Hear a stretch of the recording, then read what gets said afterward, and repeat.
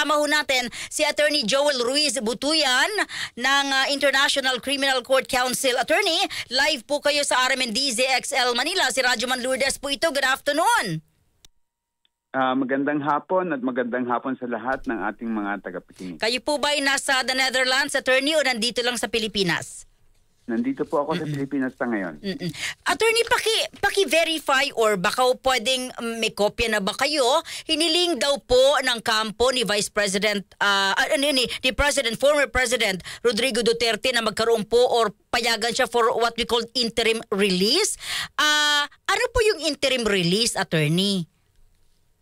Ang interim release po ay isang application ng isang akusado na under arrest at detained sa detention facility ng ICC para payagan siya na lumabas muna sa detention at tumira sa isang host country na papayag siyang kukunin habang nagtatrial o habang nililitis yung kaso niya. So, yun po ibig sabihin. Parang sa atin, house arrest.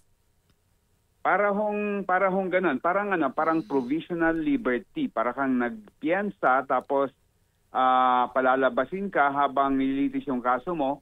Although sa ICC may mga kondisyones yun, no? Dahil dapat sa country ka na member pa ng ICC, tapos merong mga restrictions na hindi ka po pwedeng lumabas dun sa may country na yon, and meron din restrictions sa kung sino yung po pwede mong kausapin. Mga ganon. May mga limitations. Okay, so hiniling po ito ng kanyang kampo. Ibig sabihin, may host country na, Attorney? Meron po silang sinabi na may pumayag na host country, although ginawang confidential yon, kaya hindi available kung sino yung country na pumayag na yon. Although kung titingnan natin yung mga nakaraang kaso, meron na pong nangyari na yung bansa ng Belgium ay pumayag na siya yung host country sa isang Afrikano, no, na binigyan ng interim release habang nililitis yung kaso niya. So hindi malayo na baka Belgium din ang pwedeng pumayag na host country, dahil yung Belgium ay katabi lang, no, adjacent lang sa Netherlands. At kung may requirement na mag-attend si Mr. Duterte sa mga trial niya, mabilis siyang pumunta at bumalik ng between The Hague and Belgium. May kopya na ho kayo ng kanilang appeal for interim release, Attorney? Opo, publicly available po yung redacted, yung medyo maraming supposedly confidential information na tinanggal nila. Pero makikita natin sa ICC website yung yung urgent request for interim relief na final ni Mr. Kaufman. Ano po ang basis ng kanilang hinihiling na interim release? Well, sinasabi nila, no, ang mga grounds nila, si Mr. Duterte hindi daw siya flight risk. Pangalawa, hindi niya daw maapektuhan yung mga witnesses sa mga victims kung i-release siya. Pangatlo ay hindi siya makakapag-commit ng mga krimen na mga ginawa niya o inaakusahan siya kapag siya ay nirelease. At pang-apat ay humanitarian factors daw. So yun yung apat na grounds na kanilang ginagamit para kumbinsihin yung ICC na bigyan siya ng interim release. Wala ho ba kayong gagawing move, Attorney? Okay lang po ba sa inyo? Talagang hindi okay sa amin, no? Kaya kami ay gagawa ng counter argument, no? Pero since wala pa kasing appointed na victims counsel na permanent. Pero temporarily yung OPCV na opisina, yung Office of the Public Counsel for Victims, yung parang PAW ng ICC, ang tatayong parang abogado at this point temporarily ng mga biktima sa ICC.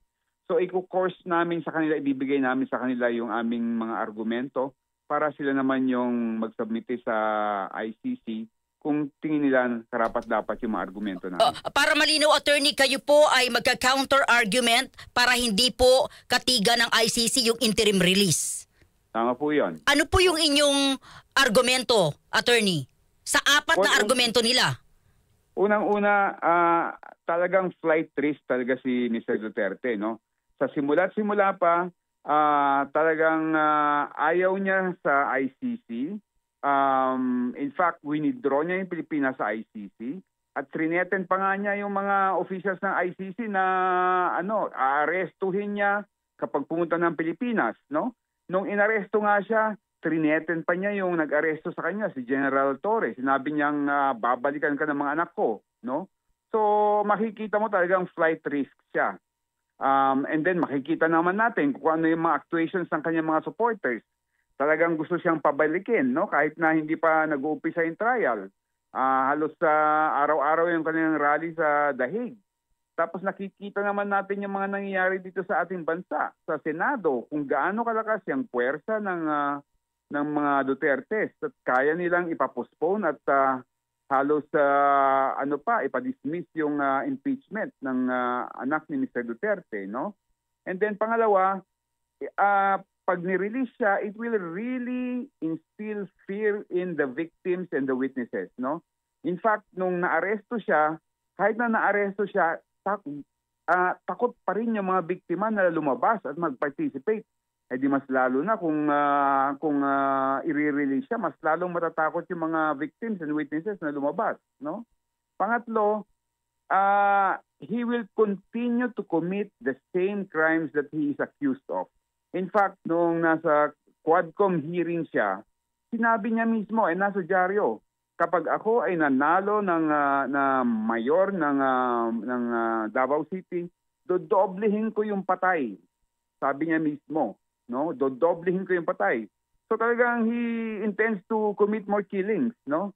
Pang-apat yung sinasabing humanitarian factor. Alam mo, nandiyan naman na 80 years old siya, no? Pero 2 months ago lang, nung bago siya inaresto, days before he was arrested, nagbiyahe siya ng Hong Kong. Nagsalita siya ng more than 1 hour daw sa rallies dun sa Hong Kong. Nakauwi siya dito, nung inaaresto siya, in-examine siya ng mga doktor and wala namang nakitang serious health conditions niya, no? And that's only 2 months ago, less than 3 months ago. So at this point, tingin ko, other than that he is 80 years old and halos edad niya yung mga kasama niya sa kulungan dun sa The Hague, tingin ko wala namang serious humanitarian factor that should justify his interim release. Attorney, kukunan pa ho ba ng opinyon yung mga biktima, kamag-arat ng mga biktima na nag-file ng case dito kay Ginoong Duterte about interim release? Dapat kukunan, no? Dahil talagang itong mga issues na dinudulog ng kampo ni Mr. Duterte, mga factual issues on the ground, no? Na kailangan talagang magkaroon ng opportunity yung mga victims na sabihin naman nila kung ano yung kanilang kontra-argumento at yung mga facts na alam nila, no? So talagang kailangan bigyan ng opportunity yung mga victims, no? And I expect na yung ICC judges will require the Victims Council, the OPCV, to give its views and observations tungkol dito sa application for interim release. Sakaling ito po ay katiga ng ICC, sino po magbabayad? Magbabayad ng alin? Sa kanyang pagtira sa yung host country? Yung lahat ng gastusin? Hindi, si Mr. Duterte yan, magbabayad niyan. Oo. Okay, bahay, lahat ng pangailangan. Okay, ang pamilya Duterte.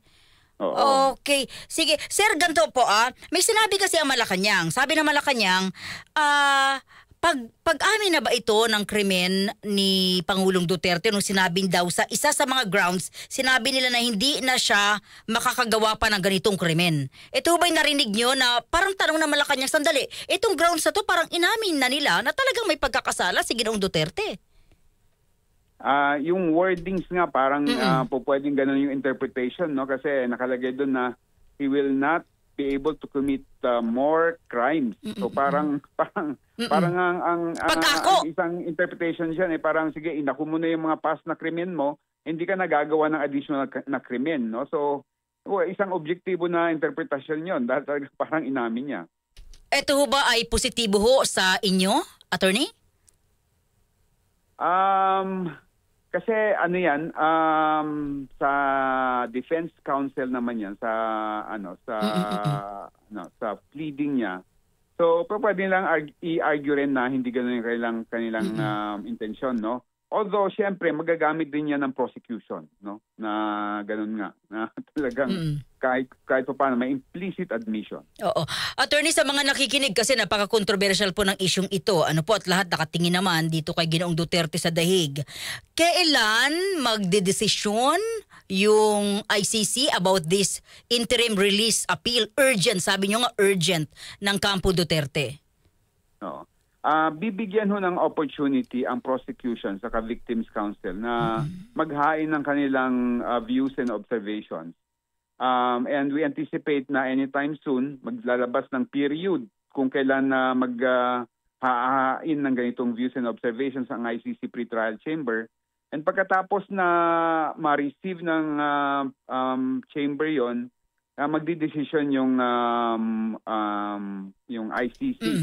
Kung papanigan nga si Mr. Duterte at i-interim release siya or i-deny yung kanyang application. Okay. Meron po bang possibility na kunin yung passport niya? Yung passport niya talagang nasa kustodiya ng ICC yun, no?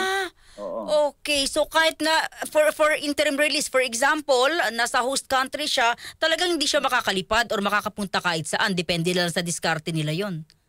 Depende kung alam mo naman kung anong mga hokus-pokus ang pwedeng mangyari, no? Attorney Soria, Attorney, hindi ba pwedeng mag-host yung China or yung Russia?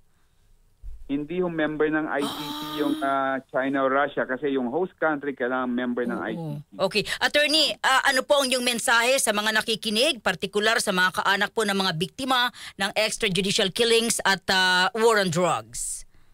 Sa mga biktima, wag po tayong mawala ng pag-asa. Talagang ipaglalaban natin hanggang sa dulo-dulo, no? Itong ating pagdulog sa ICC para makamit ang hustisya na matagal na talagang inaasam natin, no? So talagang umasa ho kayo na gagawin namin ang lahat, no? Kasama ang OPCV, kasama ang prosecution para talagang maramdaman ni Mr. Duterte ang hustisya na dapat binigay niya sa mga mahal niya sa buhay.